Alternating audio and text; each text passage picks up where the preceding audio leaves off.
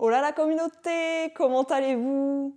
Aujourd'hui, on se retrouve pour une vidéo assez particulière, vous allez le voir. On va parler d'un sujet particulier, mais surtout important à l'heure actuelle. Le constat sur lequel tout le monde s'accorde, c'est que le nombre de dépressifs ne cesse d'augmenter depuis un siècle.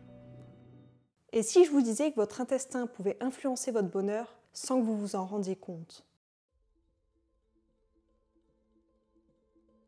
Depuis tout jeune, vous devez entendre que l'intestin, c'est le deuxième cerveau. Une phrase qu'on nous sort souvent et qui prend tout son sens quand on a mal au ventre avant un examen et qu'on doit faire un sprint plus rapide qu'Usain Bolt pour aller aux toilettes.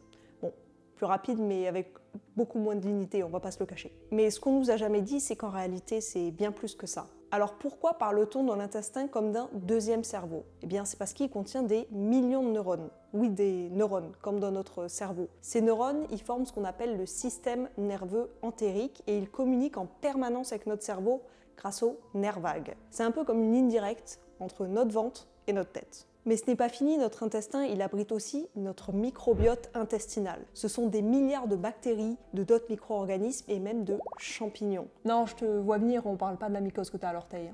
On parle de micro-organismes qui vivent en nous. Et vous verrez que ces petites bêtes ne se contentent pas de digérer notre repas, elles jouent aussi un rôle clé dans notre bien-être. Par exemple, certaines bactéries produisent des substances qui améliorent notre humeur, tandis que d'autres peuvent favoriser du stress ou de l'anxiété, si elles prennent le dessus en tout cas. Et ce n'est pas juste une théorie, il a été prouvé qu'un microbiote déséquilibré est souvent associé à des troubles comme l'anxiété ou la dépression. Des études ont par exemple montré que des souris non stressées à qui on transfère le microbiote de souris stressées développent des comportements similaires à l'anxiété ou à la dépression. Bon là, je sais ce que vous êtes en train de vous dire. Comment on étudie l'anxiété chez les souris? Ben, c'est simple. Les scientifiques ils utilisent plusieurs tests standardisés comme l'observation de leur comportement exploratoire dans un espace ouvert ou leur réaction face à de nouvelles situations. Par exemple, une souris anxieuse aura tendance à rester près des murs et à moins explorer son environnement. On a vu l'impact d'un microbiote déséquilibré, mais pas encore comment il se déséquilibre. Le truc, c'est que notre microbiote, il est super sensible. Il peut être perturbé par plein de choses. Une mauvaise alimentation, le stress, les antibiotiques et j'en passe. Comme vous l'aurez compris, quand il est déséquilibré, c'est tout notre corps qui trinque. Anxiété, dépression, troubles de l'humeur, fatigue, insomnie, difficultés de concentration, brouillard mental, intolérance alimentaire, ballonnement, douleur abdominale, constipation, diarrhée, inflammation, allergie, eczéma, acné, psoriasis, asthme, prise de poids, résistance à l'insuline, diabète, baisse de l'immunité, infection à répétition, migraine, troubles hormonaux, etc. Mais la question qu'on se pose, c'est mais pourquoi aujourd'hui plus que jamais alors?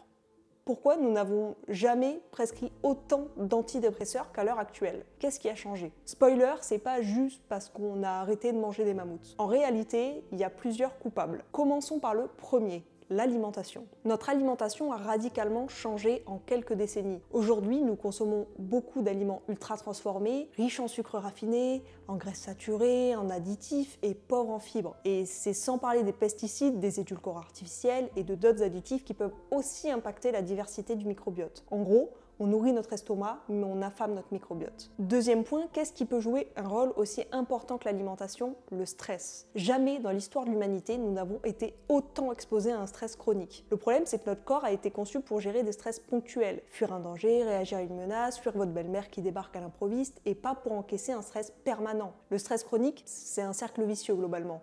Il modifie l'équilibre du microbiote, favorise les bactéries pro-inflammatoires et affaiblit la barrière intestinale. Résultat, des molécules inflammatoires passent dans la circulation sanguine, atteignent le cerveau et peuvent impacter l'humeur, mais pas que, créer une neuroinflammation qui favorisera à terme les maladies comme Alzheimer ou Parkinson. Vous pensez encaisser le stress, mais c'est votre corps qui finit par payer l'addition. Parlons maintenant d'un autre facteur, la sédentarité. On passe des heures assis, au bureau, en voiture, sur le canapé, et non, ce n'est pas juste un problème pour la santé physique, c'est un vrai poison pour la santé aussi mentale. Pourquoi?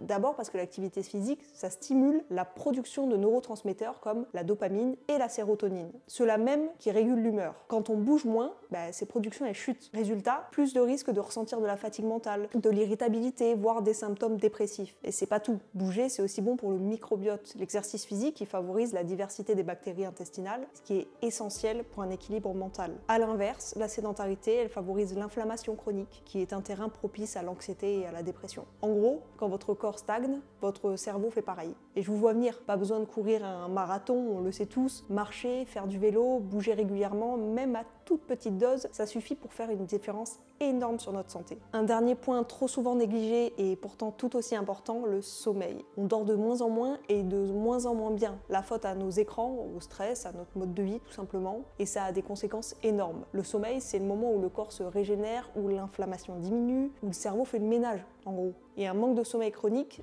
ça dérègle non seulement le cerveau, mais aussi le microbiote. Et devinez quoi, un microbiote déséquilibré perturbe à son tour le sommeil. On fait face à un cercle vicieux. Moins on dort, plus le microbiote se déséquilibre, et plus ça devient difficile de bien dormir. Oui, ça devient le bordel en gros. Mal dormir, c'est aussi un signal d'alarme de votre deuxième cerveau. Conclusion, c'est aujourd'hui, nous observons une augmentation importante de l'anxiété et de la dépression, mais il serait réducteur d'en attribuer la cause uniquement à nos modes de vie. La dépression, par exemple, c'est une maladie complexe et surtout multifactorielle qui peut être liée à des facteurs génétiques, des traumatismes, des changements hormonaux, etc. Ce qu'on peut aujourd'hui par contre affirmer, c'est que notre mode de vie, avec ses impacts sur notre microbiote notamment, agit comme un cofacteur qui peut fragiliser notre santé mentale ou au contraire la protéger. Ne l'oublions pas, ce que nous donnons à notre corps, notre cerveau le digère. Voilà, écoutez, j'espère que la vidéo vous a plu. Si c'est le cas, n'hésitez pas à vous abonner et à liker. C'était une vidéo un peu différente de ce que je propose d'habitude, mais c'est une vidéo qui me tenait un peu à cœur. Moi qui suis très intéressée par tout le système intestinal, etc. Je tenais à la partager, vous partager ces informations-là qui sont au final essentielles aujourd'hui. Et puis, on se retrouve vendredi prochain. Je viens vous récupérer pour vous dire au revoir, comme d'habitude.